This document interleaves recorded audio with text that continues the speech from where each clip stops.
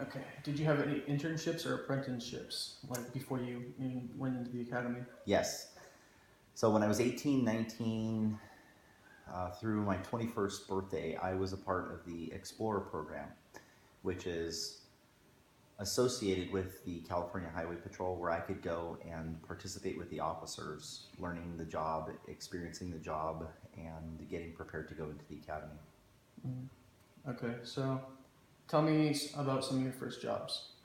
So before I became a police officer, I actually had a lot of jobs. I worked in the food service industry for a while in restaurants. I think my favorite job prior to becoming a police officer was being a machinist, and I really enjoyed working with my hands and working in a machine shop where I got to program computer machines and build parts and put stuff together. It was pretty fun. Hmm.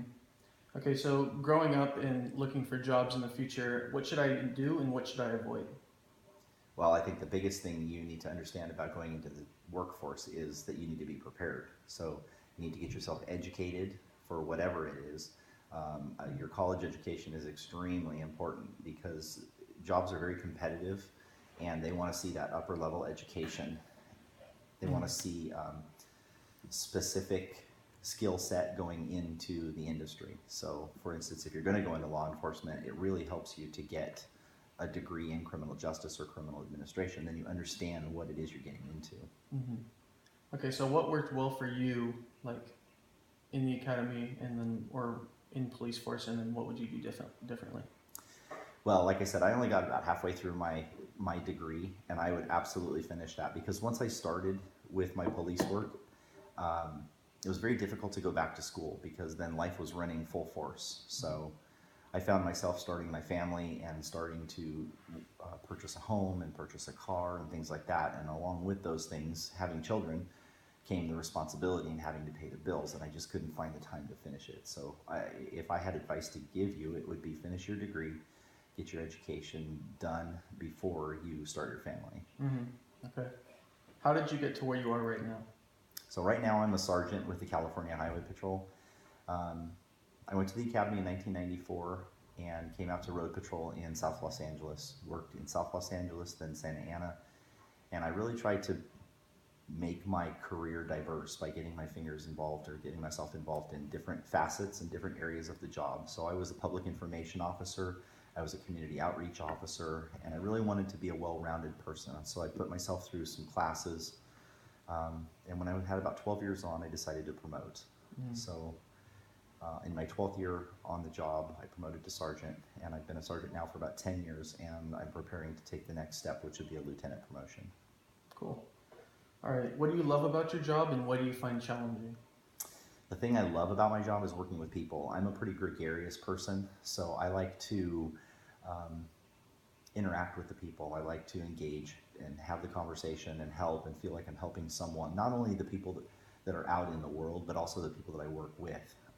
Mm. I'm a member of the peer support program within my agency, which really helps me to engage people in their daily lives and their work lives and their families and help them to be healthy, whole people in the world, because police work can really take a lot out of you as a person and you as a father and you as a husband, and it can be very difficult to find that balance and be that whole person. So I've really found a lot of joy in that.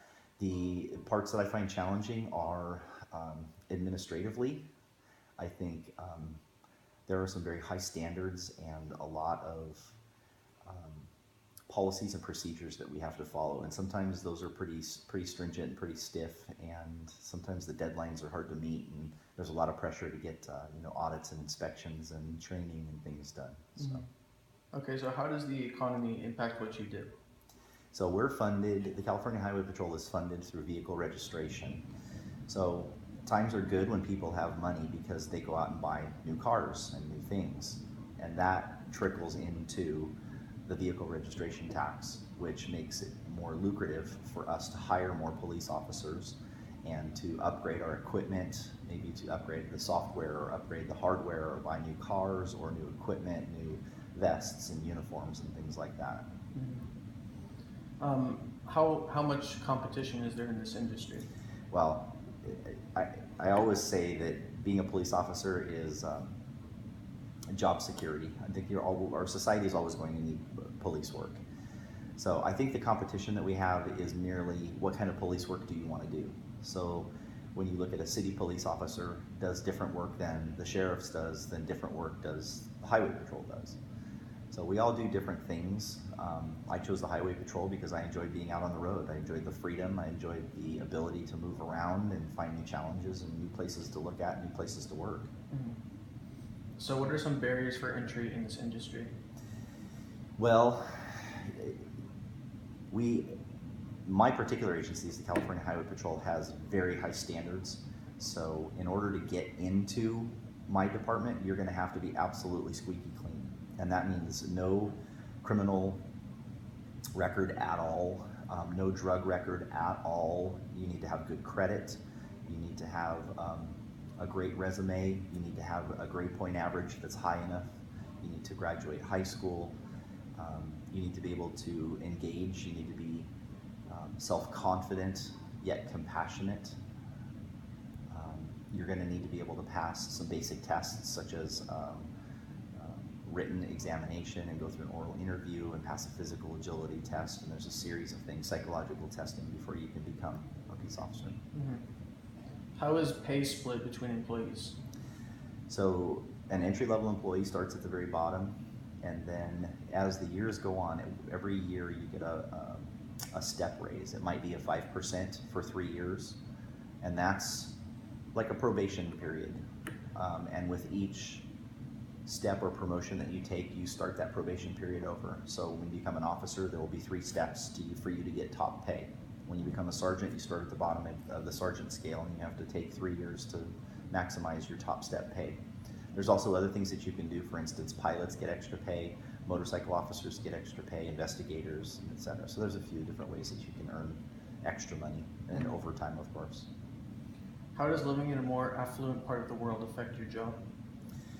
Well, I think that as far as peace officers go, California police officers are paid at the higher end of the scale. And I think that when